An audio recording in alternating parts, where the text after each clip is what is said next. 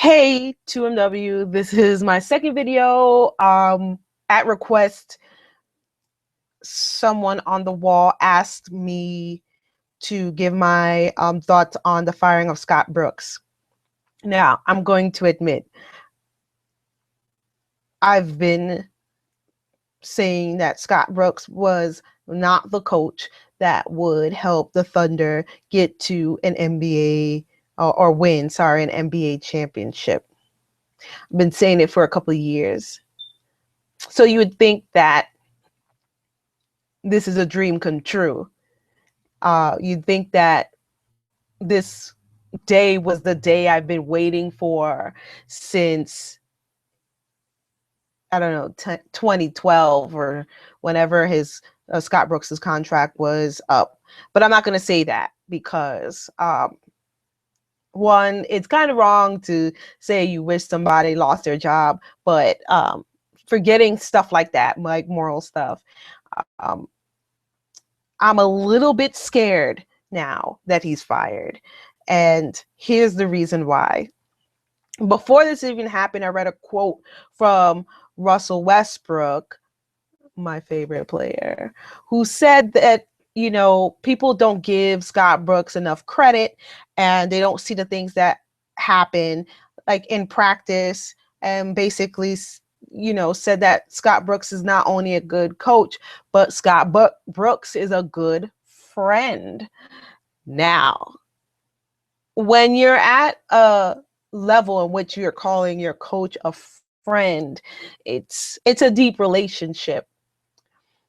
So now that Scott Brooks has been fired, I'm more nervous than ever because I'm not, like Russell Westbrook says, I don't know the relationship or what happens behind the scenes, but if you can outwardly call a coach a friend, then it's an indication that the relationship is deep.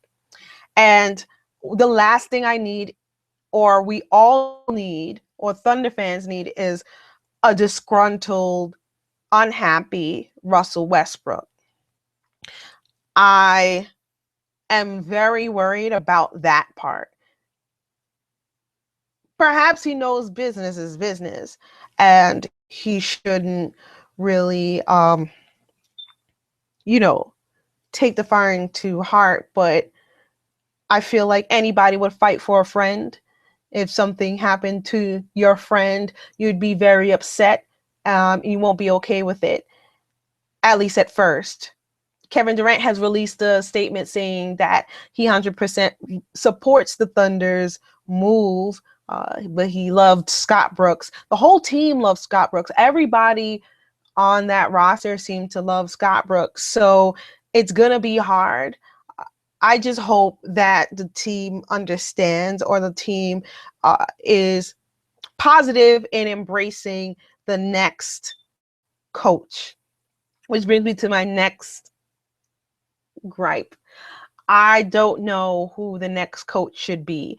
I wish it could be someone that has coaching experience, that has in the NBA, that has been to a championship, earned a championship. There that not that many of those coaches or options in the field. I have heard that the Thunder are looking at Kevin Ollie. I don't know.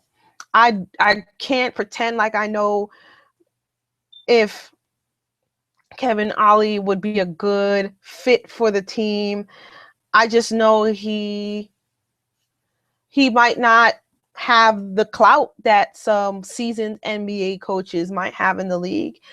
Uh, and that's not to be disrespectful, but you know what I mean. Like, even when Block came to Cleveland, they were questioning his existence or his birth um, for the first, third of the season. And I don't expect any different than for, Kevin Ollie if he's the next candidate, unless he puts together a season like the Hawks did.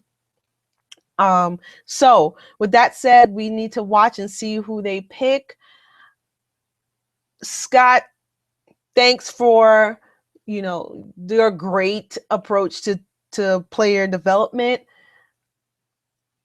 And I'm hoping that everything the Thunder you've taught these players can be built upon. So when the next coach comes, we can get to the next level, or win an NBA championship. So with that said, it's a bitter sweet day. A little nervous, but let's hope that the Thunder's players rally around the next coach, buy into the system, and if it's a good system, hopefully it's a good system, and get to the NBA championship this year. We need it this year because Kevin Durant's contract is coming up to an end, and we got one more year with Russell, so we got to make it worth them staying. With that said, peace out.